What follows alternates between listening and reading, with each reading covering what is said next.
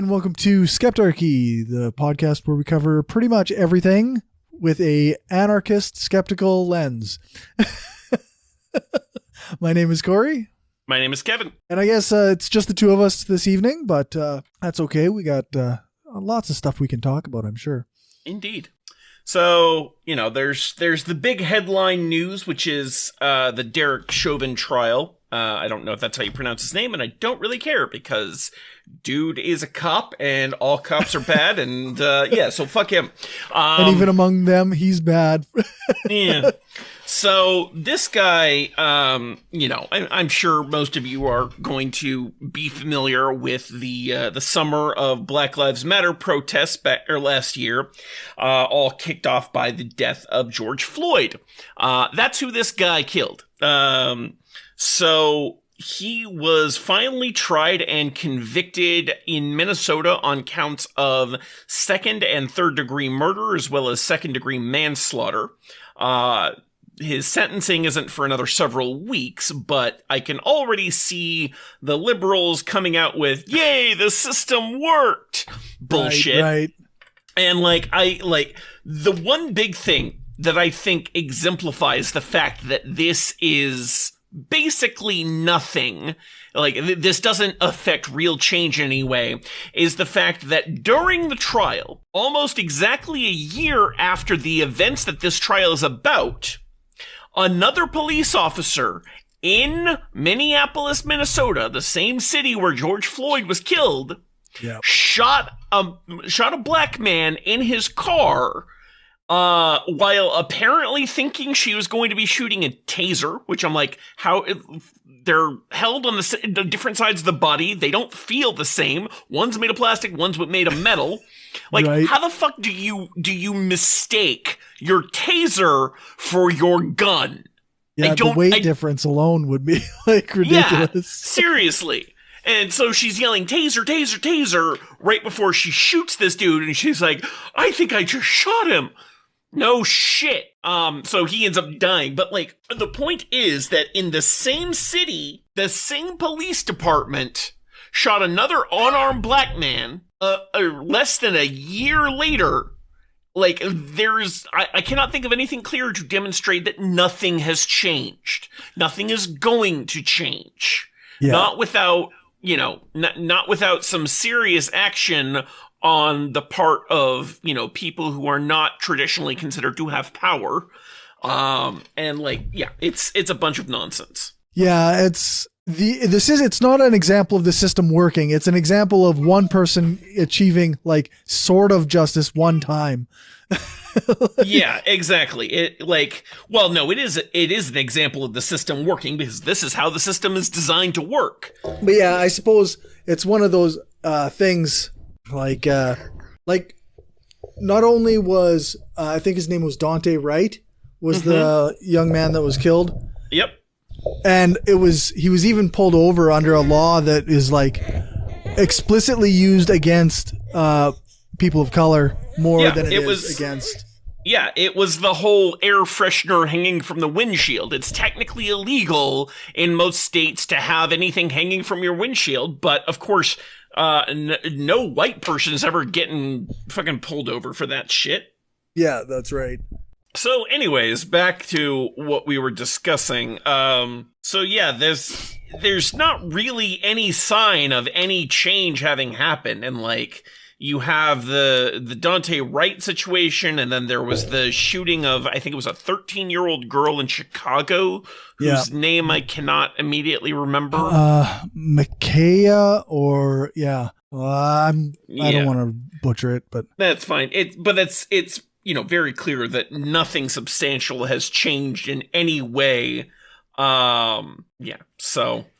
There's a lot of really hot takes on the shooting of the girl because she had a knife and the situation was one where there was danger present to a victim or another person, right? But the thing is, many teachers have come out and said, teachers, typically, there are teachers who typically take knives and calm students down and separate people without ever having to murder them. Oh yeah. There's multiple situations where if a person gets stabbed or cut with a knife, they can get medical attention quickly and they can survive. Mm-hmm. Getting shot is a whole other story. Like, you don't, like, it's just absurd to think that it's okay to shoot somebody in that situation. Yeah. And like, part of the issue is just the system at large, which in the US, just has cops respond to pretty much everything. And like, they can't possibly be trained in every, potential situation. Right. But also you have the problem that is the modern institution of policing in general is based on a white supremacist capitalist hierarchy, which says that, the lives of white landowners is more and their property is more valuable than just about any other consideration. And so killing unarmed black people, not really that big of an issue under that particular paradigm. No, that's right. Like, it's fine to kill somebody, but you can't burn down a building, or you can't break a window. Yep. But property damages is in so many cases seen as more heinous than murder.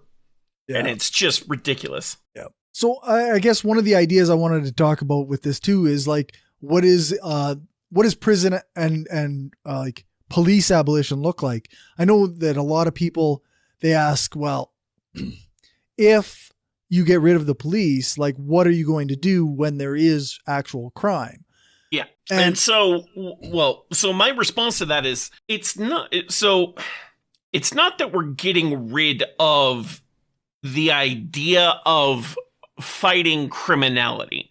For one thing, we're trying to look at it from a from a proactive standpoint rather than a reactive standpoint. Police are inherently reactive. They respond to crime.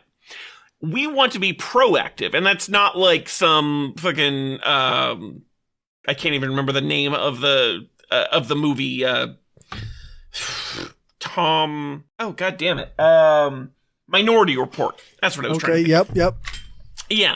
So, we're not talking about like Minority Report, predicting crime and arresting the people before it happens, but we're talking about looking at what are the causes of crime and actually dealing with those. So, I would be willing to guess that in 90% of cases, criminal behavior can be attributed simply to inability to meet one's needs. Yeah. Like, think about the various criminal behaviors that, are common and prevalent in society. They usually come down to some form of theft, right? Yeah. Theft or, anger or something like that. But like, in most of these cases, if we develop systems that can actually meet the needs of people before they get desperate enough to commit these acts, then you end up preventing quite a lot of crime just right there. Now, there's always going to be, there's always likely to be some sort of antisocial element to any society. And like, we're not suggesting that like crimes will go unresponded to. If someone is murdered, we still expect to have, investigators to find out who it was. But then we're, once we have, while we're dealing with the causation side of things, we also need to be dealing better with how we react to crime. So, right now we're in a purely, punitive system where, there's no form of restorative justice. There is only, reactive punitive justice. We lock people away for a certain amount of time and we put them in an environment in which survival is paramount. And like, then we expect that this environment will somehow allow them to come back into, society at large and have changed their ways. There's no rehabilitation. There's no restoration to the people who are harmed. It's just, we lock you away and then we let you out and, hope that you can reintegrate with society. And if you can't, do a perfect job reintegrating, we lock you back up again. And somehow we expect this to make society better. And it's just a bunch of nonsense. Yeah. Yeah, and there's, I mean, a lot of crimes too aren't even actually crimes, right? They're just against the law because it inconveniences somebody, like the existence of homeless people, or like even drug sales is like. And this is a concept in like practicing law. It's called malum in se versus malum prohibitum. Malum in se meaning it's bad in and of itself, you know, killing a person, versus malum prohibitum, it's bad because the law says it's bad, right? Right. So, there are a lot of laws that are just a bunch of nonsense and like, you know, illegal, or, you know, making homelessness illegal. Well, if you don't provide the means by which people can get homes, then you're essentially making it illegal to be a victim of circumstance. Yeah, and like, exactly. How is that justice? Like, it's a bunch of bullshit. So yeah, there are so many ways in which our so-called criminal justice system addresses neither criminality nor does it provide any actual justice. Yeah, that's right. There is a YouTube channel I would encourage our listeners to go follow. It's called That Dang Dad. It's done by a man who is a former police officer and now advocates for police and prison abolition, and he goes into a lot of the details from the perspective of someone who was once part of that system and has now become become very much against that system. And I think that's a really useful perspective because he understands on a very visceral level, you know, what the problems with that system are from someone who was, you know, inside and part of that system. And I think that's a really useful perspective to have because oftentimes in order to dismantle a system, you must first understand at a fairly deep level how it works. Yeah, for sure. I think that's like the book The End of Policing is talks a lot about some of these things too.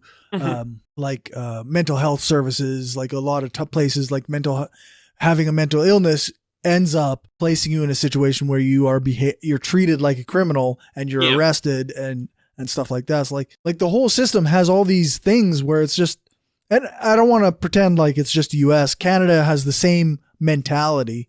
Yeah. And a lot of places do actually. Mm-hmm. We don't have quite the number of shootings, murder or death by police. But, fair, yeah. But yeah, like we still have all these people who are suffering and are treated like they're an illegal nuisance. Yeah. Because of their circumstances. Mm-hmm.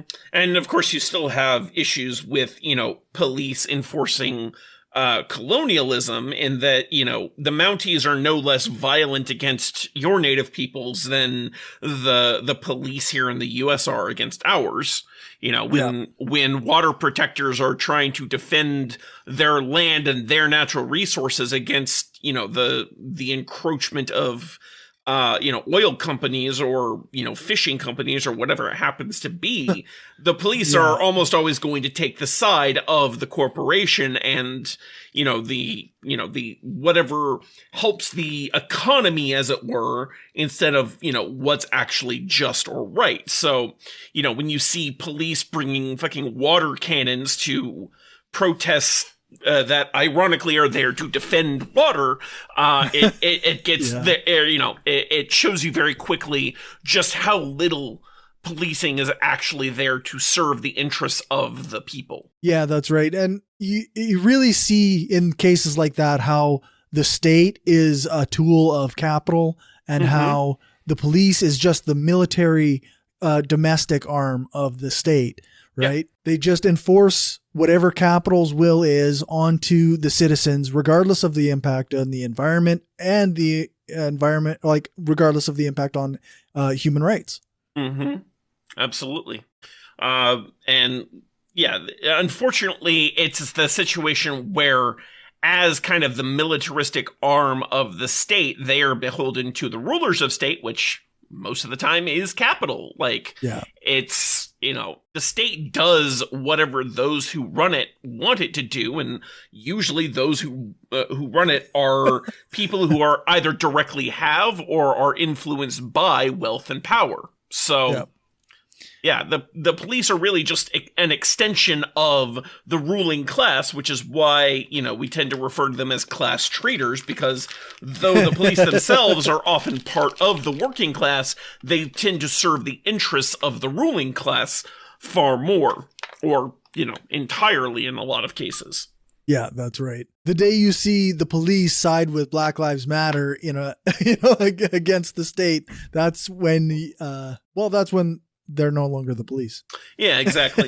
And and then, we have all of this shit, especially in America. I don't know if I don't think it's this way in most other countries, but, in addition to the US's, giant raging hard-on for the military, we have a similar giant raging hard-on for the police, and we have crap tons of propaganda.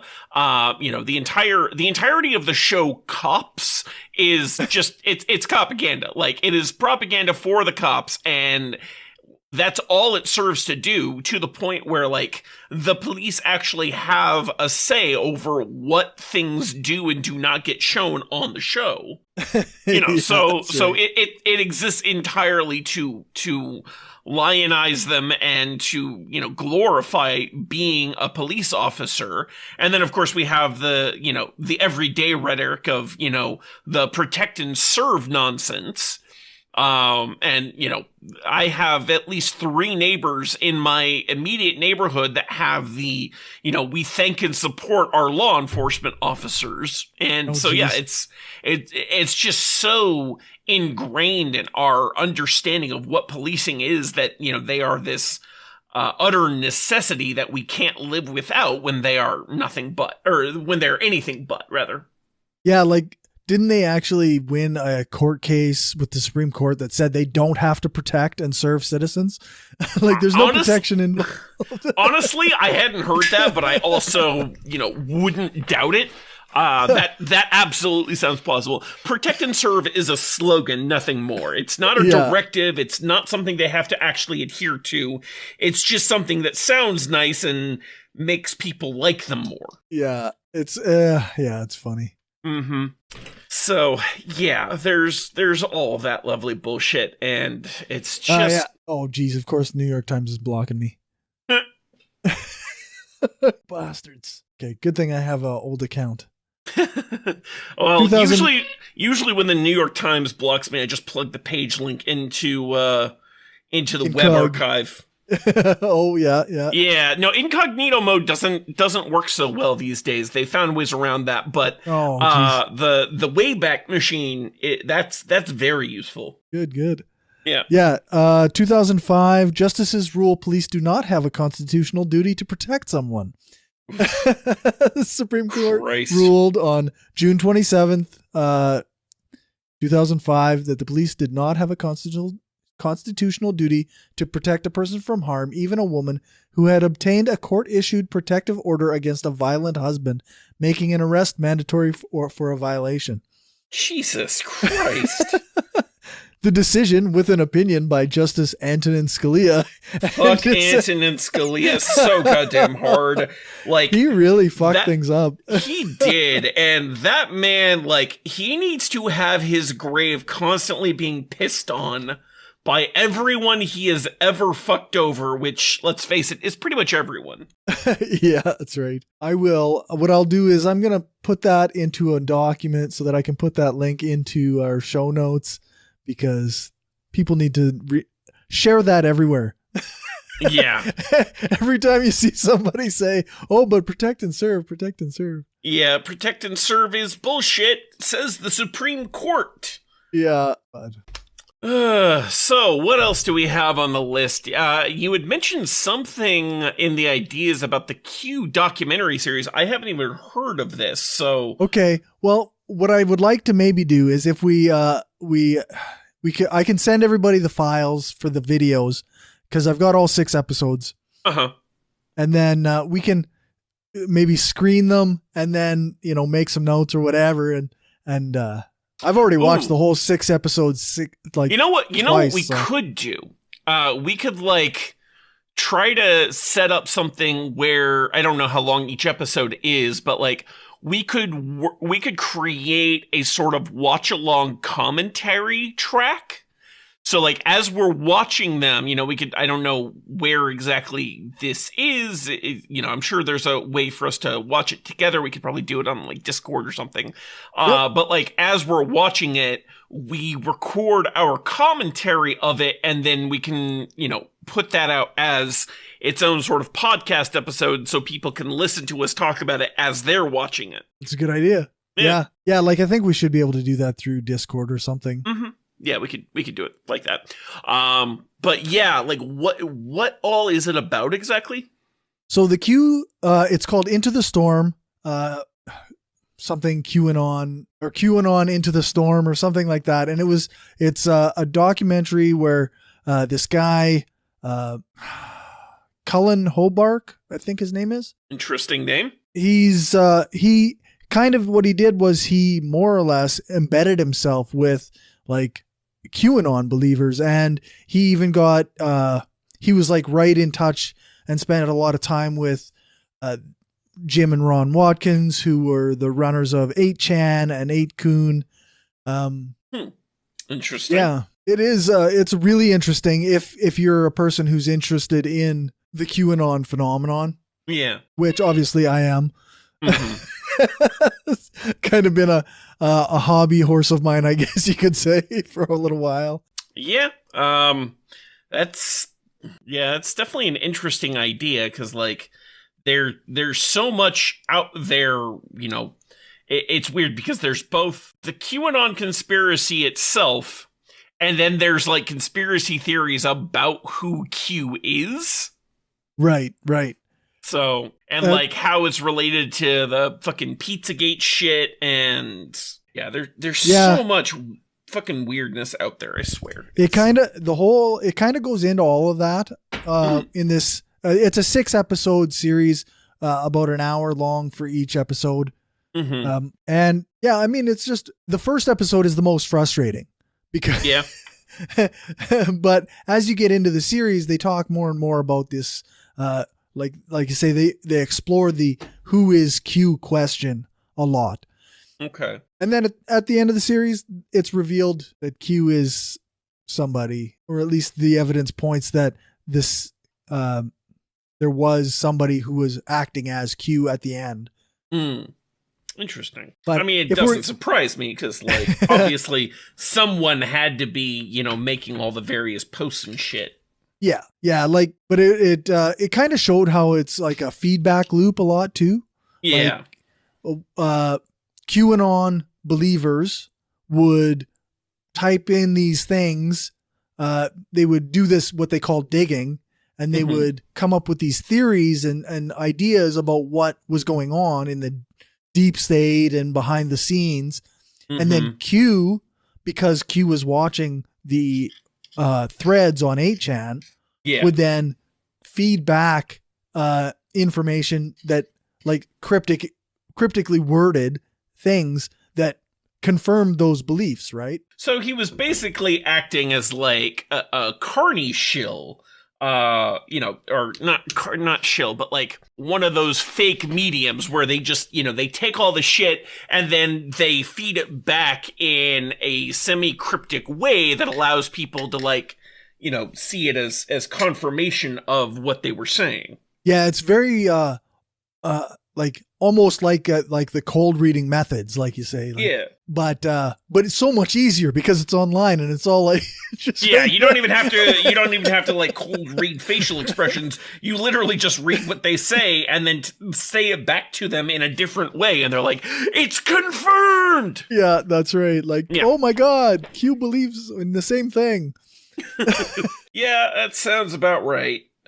People are so easily manipulated, and it's very frustrating because it's like, if they would just spend a second with a little bit of critical thinking, they would understand that they are being played like that. And it's it's an interesting phenomenon because like they really believe that they are doing critical thinking. They really believe that they are doing research, right? Like they're doing the thinking that everybody else isn't doing. and they think that everybody else in the world is like these sheep. You can see why it attracted like white supremacists and why it attracted the anti-mask, anti-vaccine movements and how it incorporated all these things into it, because it's so built on that narrative that I'm the special person who knows more than the mainstream, right? Yep. I suppose we don't want to talk about it too much if we're going to actually screen the episodes and do like a commentary, but yeah. It should be interesting to like see what all they, all the evidence that they've, put together. But it is frustrating to see how easily people eat this stuff up, and like we wish that like people understood how critical thinking works, and you don't have some special insight, you just have access to the internet. Like there are like days where I think the internet was a goddamn mistake. There are days, yeah, that's right. Which I guess kind of also speaks to the documentary that I wanted to take a look at sometime, is this White Noise, which is a reporter for The Atlantic, traveled with Mike Cernovich, Lauren Southern, and some other dude. Oh, Richard Spencer. Oh, dear God. And like took traveled with them in order to kind of report on what they were doing. Mm-hmm. And so it's by The Atlantic. They do their due diligence. They don't take a side per se, I guess, which is frustrating. I mean, you say they don't take a side. Somehow I don't fully believe that, because like no matter how neutral you try to stay, there's always some bias that comes through in your writing. And so, it'll be evident, I'm sure. Yeah, I haven't seen it yet, but I've listened to some podcasts where they discussed they talked to the creator, like the person who was doing it. Mm-hmm. And he said that he wasn't given a very big budget, like compared to, other projects that The Atlantic does. So he had to always, be careful what he was doing. And similar with the QAnon guy, like the QAnon, the guy who was studying the QAnon people was actually, he did it on his own. It was all independent. He went into debt to create this documentary series and was just hoping that somebody would buy it later. So yeah, that's not surprising. Like, I mean, you make a documentary thinking that you'll make some money off it, but unfortunately, it's usually a bunch of nonsense that comes out of that. Yeah, because like if the only reason you're making something like that is to try and make money off it, then obviously you're going to make content that sells and not necessarily content that is truthful in any there is that risk, right? Yeah. And that's like Cullen Hoback, he did eventually sell his docuseries to HBO. But he's been on the QAnon Anonymous podcast discussing it, and in various other places. And he's on Twitter, willing to answer any questions that anybody has regarding the series. And he kind of went at one point in the interview that I listened to, he said like he's pretty sure that he's burned any of these friendships that he might have had with QAnon believers or with Jim and Ron Watkins from 8chan because of the way that the docuseries kind of played out. But yeah. Well, I mean, I'll definitely be interested to watch the series and see what comes out of it, because it should be interesting information. I don't expect it to be like super enlightening, because ultimately at the end of the day, Q is just a random internet person who figured out how to manipulate people into believing what he wanted them to believe, essentially. Yeah, like essentially, like you say, like that's basically what it boils down to, is that somebody wanted to manipulate people and did it. Yeah. And even when you find out, like, because you find out pretty solidly who Q is or who the last Q is at the end. Mm-hmm. And it's like, okay, but how much does that matter now? Yeah. And it's kind of like the whole the whole Russian the Russian social media engineering thing, and it's like it doesn't particularly matter that it's the Russians, to be quite honest. It's just that, it's shown just how easy it is to manipulate people via social media. And honestly, it's kind of social media that is, largely to blame. Not even like individual companies, just the right. the institution of social media itself. Yeah, that's right. And the fact that these individual companies have gone out of their way to make their sites more addicting and more, their whole business model is to keep eyeballs on their platforms for as long as possible, because that increases or maximizes their revenue from advertising.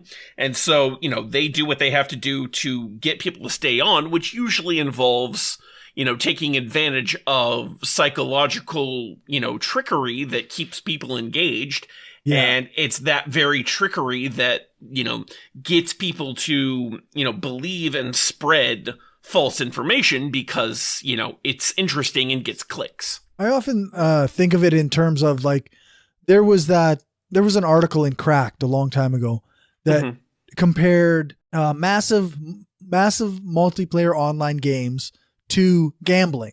Yeah. And how they use the same tricks with random rewards and, just enough reward to kind of keep you interested and always bring you back to the game, stuff like that. And I think of, like, maybe it wasn't entirely designed this way, but I think of social media in a similar vein where, like, if you get in that zone where you're always getting likes and you're getting that confirmation hit, and all that, it's the same idea, right? Like, it's gambling.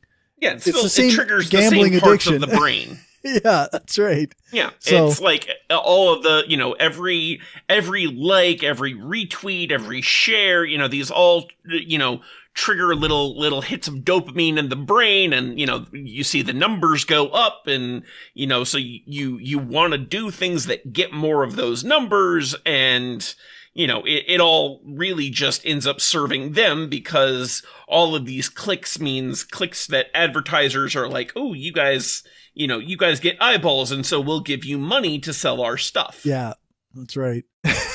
Yeah, exactly. It's very frustrating. It is. And like, it literally just takes advantage of the psychological things that we're predisposed to, react to, because that's how our brains are wired, and it doesn't exactly give us a good baseline for truth or trust or anything like that. Right. Yeah. So I guess I don't know what to do about it. Yeah.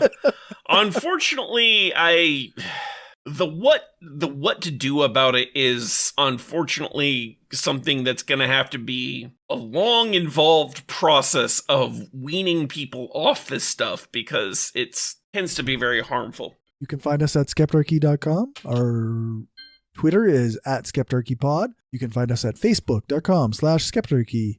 And our email is skeptarchy@gmail.com. You can find me on Twitter at AncomPsychom, or on Twitch over at Anarchist Laboratory. And I am at Hardcore Skeptic on Twitter, or you can go find me at facebook.com/CJBrainstorm. All right. Well, thanks. Thank you all for listening, and have a good time.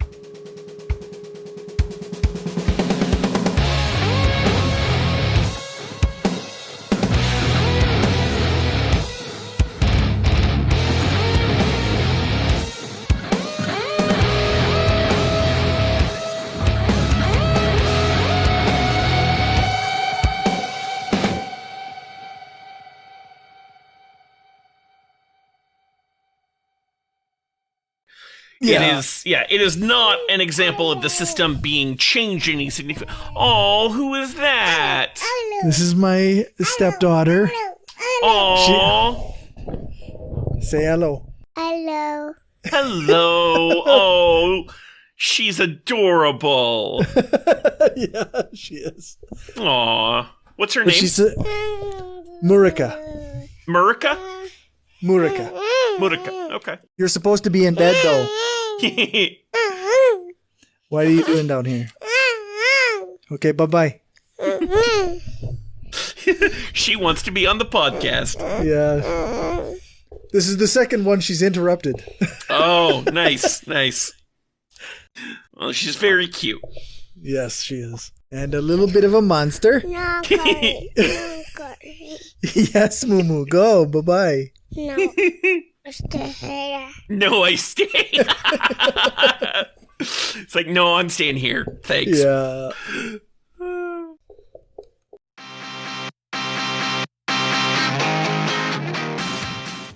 What do you have to say about it? Yeah, exactly. You don't have anything to say about it because you're two. Keep your innocence as long as you can, little one. You want headphones? Okay, just a second. I'll have to cut this part out of the episode. Yep.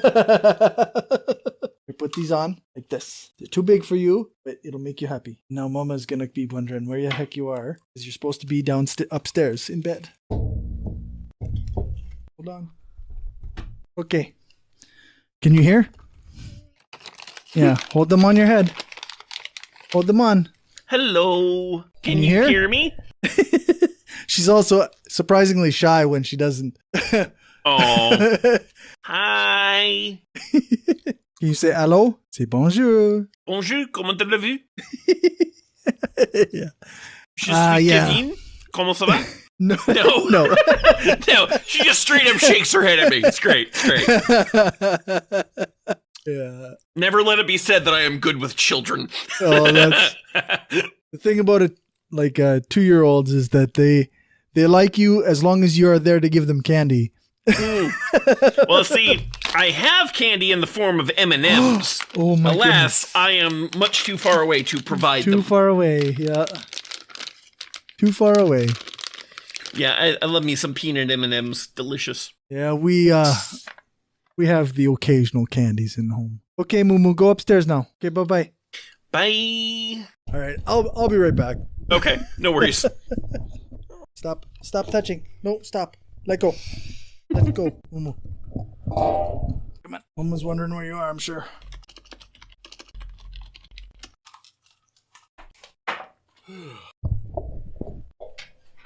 Oof. Okay. Fun times. Yeah. With my two oldest being teenagers, and when I was single, I thought, okay, well, obviously I'm done, right? Like, I've got Yeah. 2 teenagers, and I don't have to worry about having little kids anymore. And then I met my partner, and holy Yep. cow, Well, whole different life now. yep.